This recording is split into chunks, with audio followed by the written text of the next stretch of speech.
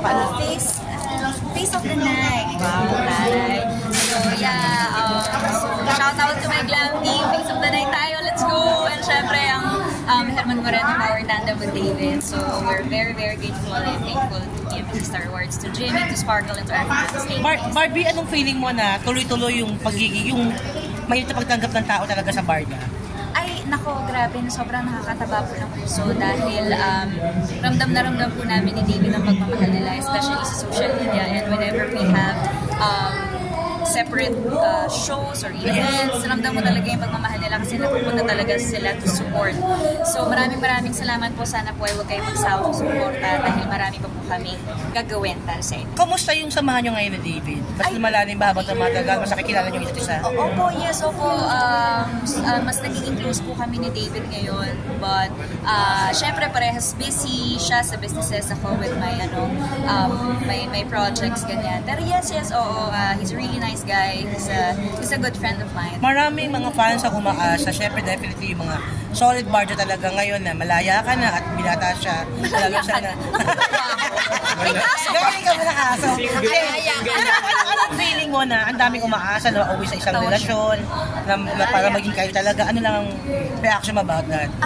Sa mga fans? Well, siguro po, siguro ganun ka-effective yung tandem namin na may ganung hopes. So, thank you so much po sa support na po ninyo. Talagang ganun. Salamat. Maraming salamat. Thank you so much. Thank you po. Ano ba project mo ngayon? Ano ba project mo?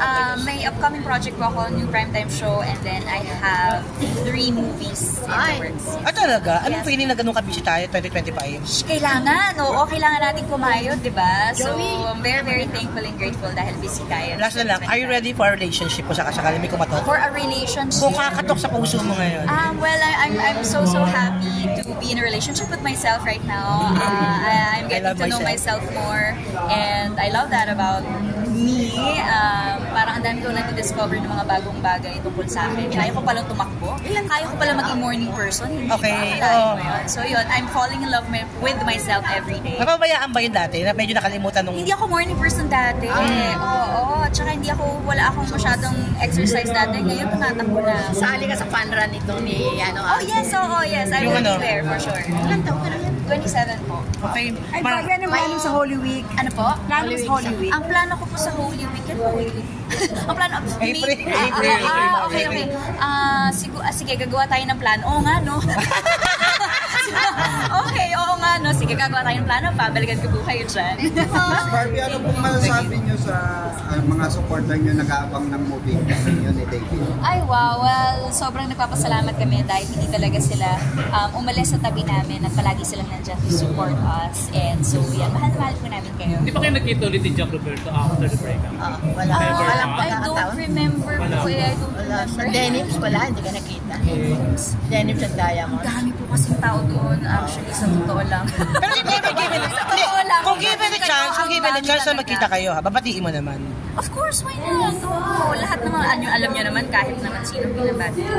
So walang sama na loob, walang tampo, wala naman. Wala namang dapat ikatampo. Barbie, isang tanong na lang. At this point of your life, ikaw ba naiisip mo na bumukod na rin, magkaroon ka ng sarili mong tirahan? Di ba parang dagdag bayarin pa yun, ma? Totoo naman, manakmang. Di ba? Susulitin ko muna yung bahay ko. Di ba? Kakapatayo lang, di ba? Sulitin muna natin. So, enjoy ka naman. Enjoy naman tayo. Okay, maraming salamat sa'yo. Congratulations. Thank you.